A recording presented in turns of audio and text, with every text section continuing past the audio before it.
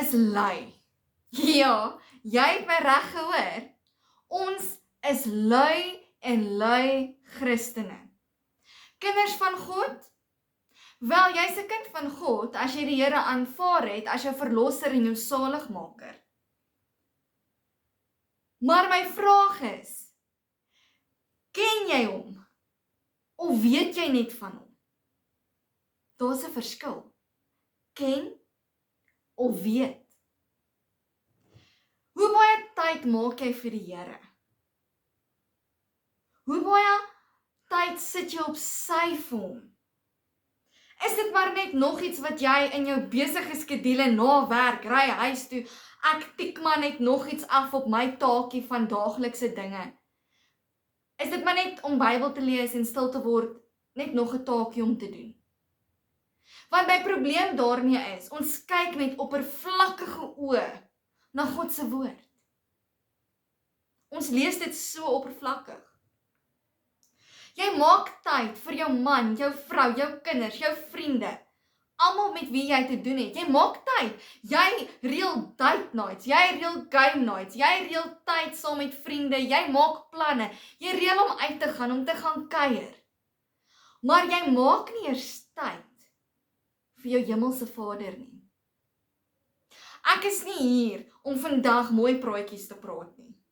Ek is nie hier om vandag vir jou te sê, dis okay nie. Vandag wil ek vir jou kom sê, word wakker. Wake up and smell the coffee. Ons is nie vandag op die punt waar ons sê, dit is maar net okay, om dit maar net af te tik nie. Maak tyd.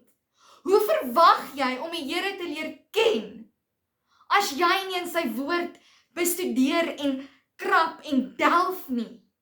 Hoe verwag jy om te weet wie God is, as jy nie eers tyd maak vir hom nie? Dis okay om 5 minute in 'n dag saam met hom te spandeer. Dis okay om dit oor te staan, jou Bybelstudie oor te staan vir 'n dag of 2, selfs 'n week.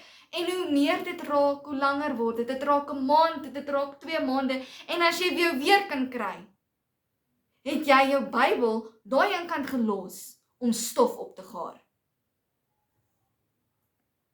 Is jy regtig okay daarmee? Is jy regtig okay om nie tyd te maak vir jou hemelse Vader nie?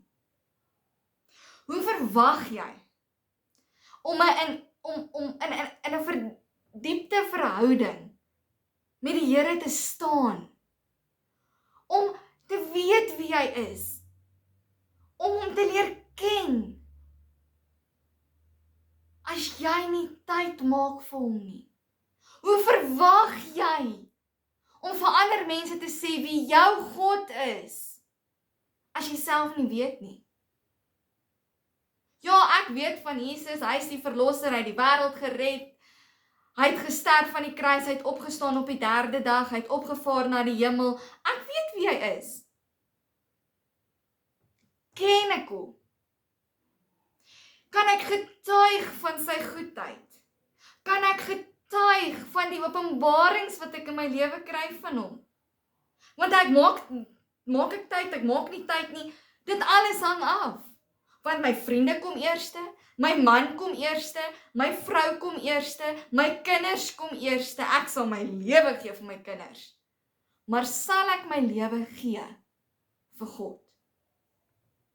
Hoe verwag jy dat die Here vir jou moet sê, ek ken jou? Hoe verwag jy dat jou naam in sy boek, in die boek van die lewe opgeskryf moet wees, as jy nie eers tyd maak vir hom nie?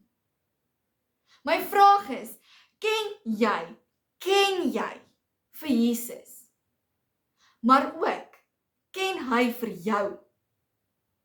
Jy kan in 'n huwelik wees en jy kan sê, my vrou is my alles, of my man is my alles. Ek is jammer om jou bubbel te bars, maar God moet jou alles wees. God moet eers in jou lewe kom, nie jou man nie, nie jou vrou nie, nie jou kinders nie, nog minder jou vriende. God. Want as God eerste in jou lewe is, as hy prioriteit is in jou lewe, dan sal alles in plek val. Alles. Jou huwelik gaan in mekaar invloei. Dit gaan al die stukke gaan in mekaar val. kyk net, probeer net vir 'n slag om God actually eers in jou lewe te sit. Dit gaan 'n baie groot verskil maak. Ek het voorheen gesê, ons kyk met oppervlakkige oë na die Bybel. Ons lees dit, okay, goed en wel, maak die Bybel toe, gaan aan met die lewe, want is ons nou so besig. En tyd, asseblief. Ons sit in die kerk, dominee, pastoor, maak net klaar, asseblief, ek moet by die huis kom, ek moet kook. Ons sit by Bybelstudies, ag tog, dit is alweer oor 'n uur. Ek wil die Engelse term gebruik, clock watchers, as dit by God kom. Maar gaan kuier, gaan sit in 'n kroeg, gaan kuier, gaan braai saam met jou vriende. En ons kan tot middernag, tot 1 uur, 2 uur die oggend kuier. Dis okay as ek nie op 'n Sondag in die kerk sit nie.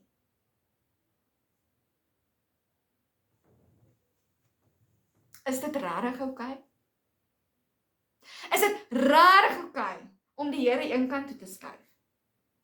Dink jy regtig die Here wil 'n spaarwiel wees in jou lewe? Maak tyd vir jou God. Jy gaan nie verantwoordelikheid vat vir jou geliefdes nie. Jy gaan verantwoordelikheid vat vir jouself. So, hoekom maak jy nie vir 'n slag behoorlike tyd vir jou God nie? Dat jy hom kan ken en dat hy jou kan ken nie. Ons almal sê, ja, die Here is so goed vir my. Ek is gered en die Here, uit genade uit het die Here my kom red. Getuig jou lewe daarvan.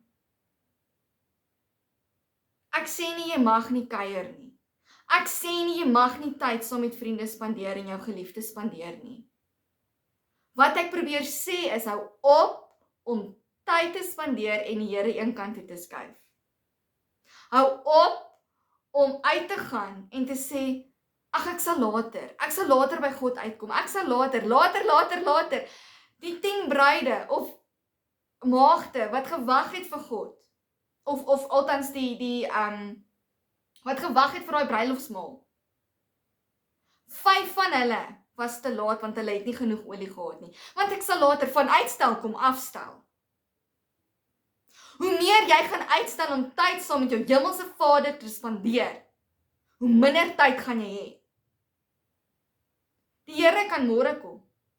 Is jy gereed? Het jy jou tyd benut om hom te dien, om hom te leer ken? Het jy jou tyd benut om in 'n verhouding met hom te staan?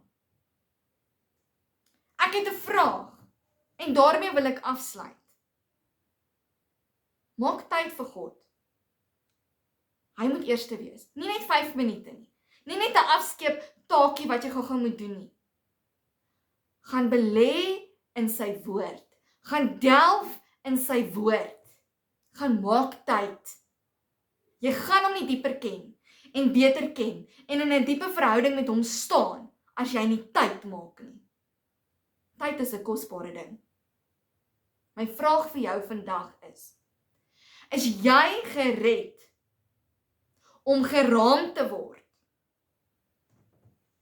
Of is jy gered om gebruik te word? Maak daai keuse.